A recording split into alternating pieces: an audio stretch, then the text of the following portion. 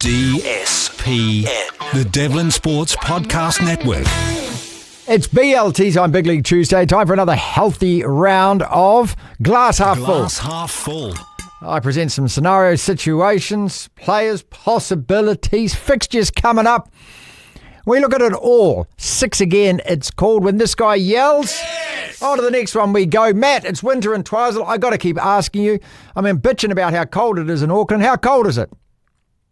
Oh, it's not too bad today. 3 degrees at the moment. There you go. But tropical, mate. Over the last week, we've been just covered in fog, surrounded in fog. It's like depression in the air. And honestly, Martin, we haven't had the coldest winter, but it's been a bit miserable and extremely wet down here. So, look, I just need a day in the sun. Right. I just need to leave town for a couple of days because as you leave Twizel, because we're in the lowest part of the Mackenzie Basin, we're covered in the fog. You can drive out of it if you get out of town, but what's the sun? What is it? Vitamin D, vitamin K? We all need it, don't we? I mean, that's the whole point of the sun. Oh. Yeah, makes you feel good. You know, in a town like this, over a winter period with fog, you can just feel the environment sapping energy from everyone around. And everybody just talks about a few minutes in the sun. You get a little glimmer through the fog on a little patchy of blue, and you start to build hope, and then it disappears, and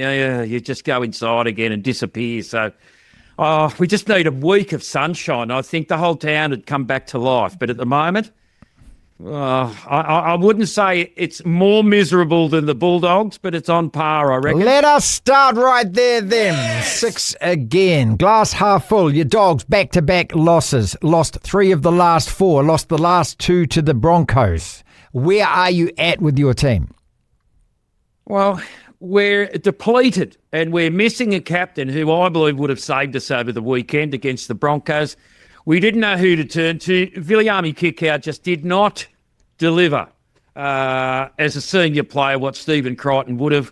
If Max King had been there in the front row, I think we might have been better. And once again, we've got another tremendous talent out as an 18th man for New South Wales. Not Bat Burton last week, but Jacob Carraz, and he's been maybe our best player. So I think that we got a little bit, we just got overrun. The Broncos' role was on. With a stronger captain and some more senior players in the team, I think we might have been able to arrest that. But, yeah, it's very, Where are you very at? hard Glass to half watch full, that glass sort of half thing. empty with Galvin. Where are you at with that? No, look, yeah, at the moment, half empty. He just hasn't been able to work himself into the side and give us what we needed in our back line in terms of attack. You know, he gets his hands on the ball a lot. He is running at the line, but yeah, look, he's not the world-class player that I think a lot of Bulldogs fans thought we were buying, and it might take a bit longer to get him into the team. You got to remember, though, at the moment, we've got players here, there and everywhere, and Matt Burton even moved from 5'8" on the weekend to play in the centres, and I don't even remember him ever playing in the centres, not for us.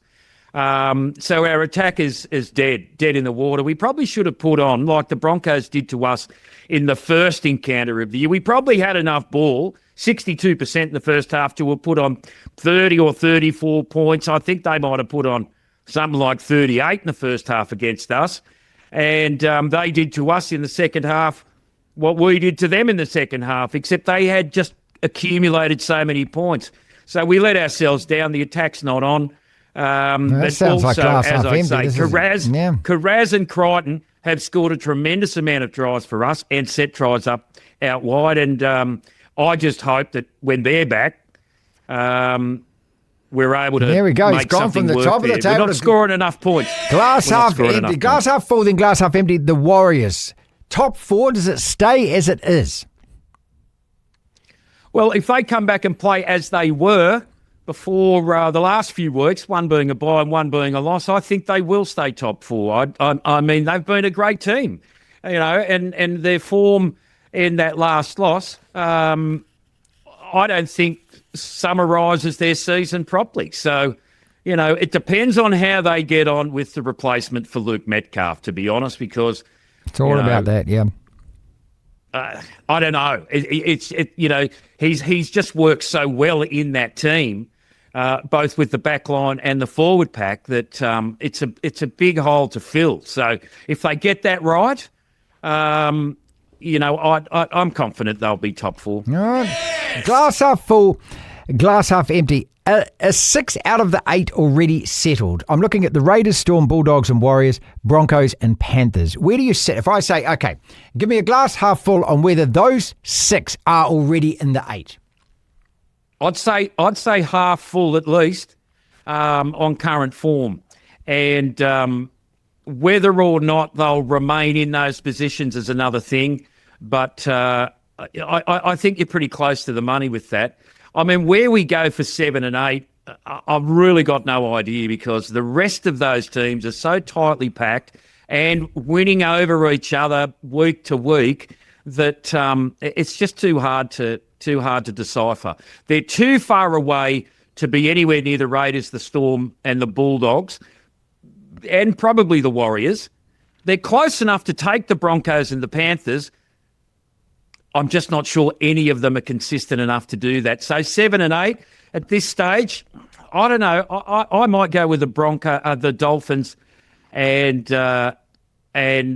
probably the Sea Eagles. So actually, that's okay. That's 7 and 8. Where they say, well, all right. Yes! Well, let's look at the Roosters and the Sharks then. Glass half full, glass half empty on where they're going to finish the season, because Dolphins, Manly, Roosters, Sharks all share 20 points each. They've all got pretty similar records, 8 and 8, apart from the Roosters who played a game less. They're 7 and 8. So that top 8, if the 4 stay the 4, you give me the next 4 then. Glass half full on it.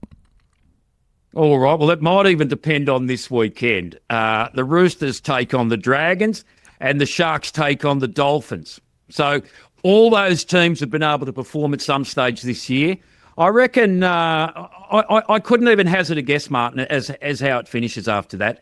I haven't looked far enough ahead to see who plays who, but on form, you'd expect them to maybe win 50% of their games. So I just, it'll depend week on week how those numbers finish, and honestly, I don't even know if I care who finishes out of the 8. Yes! Glass half full, glass half empty. Let's go back to the top of the table, Raiders and Storm. Raiders are on a 7-match winning streak, the Storm 5 in a row. Are these the 2 best teams in the NRL, or are they just the 2 best teams today?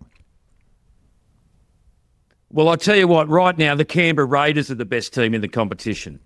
I don't know if you watched their game over the weekend, but some of their young players are just unbelievable. Kaio Week scored a couple of tries on the weekend, which were absolutely mind-blowing. Canberra are pumped. Their home crowds are the biggest they've been in, I don't know if I heard 10 years, maybe longer. Their commitment to each other is tremendous. They look the team. Melbourne looked good on the weekend too, and they got the Knights this weekend. You'd expect them to kick the Knights into touch. I don't think the Knights are as good as the Raiders right now. I don't think any of us are. I think they stand head and shoulders above the rest. You'll remember a few years ago, the Knights came home with 10 wins in a row, and that's what a tremendous record that is. Raiders bye this weekend. They come back fresh the following week. I wouldn't be surprised if they win all the way home from here. I don't know who beats them at the moment. Right. It might take. They've been close. They've been run close, but they've been able to get the job done. We've talked about that with the Warriors, and that's all it requires. Mm-hmm. But their explosive attack from anywhere on the field, especially in broken play, unbelievable. As good as you'll see. Let's wrap it up then. Yes! Glass half full, glass half empty. Who wins the Origin decider? I want to say New South Wales. But, I thought they'd win game 2. Same. So they were terrible in game 1. But, I know there's been a fair bit of talk about those repeat sets of 6 that Queensland were able to rack up in game 2. Whether or not that was poor refereeing or otherwise, I don't know. But if you can't maintain the ball, and if you keep giving it back and making infringements in and around the ruck, and they wave the 6 again, you're always going to lose. We see it every week, and it happened to the Bulldogs, the Broncos, kept getting the ball back in the second half, and you're unstoppable. So whoever's able to tonight not give the ball away and not allow repeat sets of 6, I think will win. So you tell me who that'll be, I don't know. But it'll be whichever team hangs onto the ball and does not allow pressure to be built on them. And it normally happens close to the line. We were so confident, weren't we? After game one, we were so confident after game one, weren't we? So confident. I thought it's all over here. We have to win this. And then you watch the game and you just think, well, this is what it is that is about Origin. So many star players that you don't know who's actually going to show up on the night as the man to be on the night. And both teams are full of it. They're absolutely full of talent. So hang on to the ball. Don't make mistakes. Don't do anything silly. And don't infringe in the ruck. Whoever doesn't do that will win. I think that's about as close as I can go to giving you a guaranteed winner. This is the DSPN.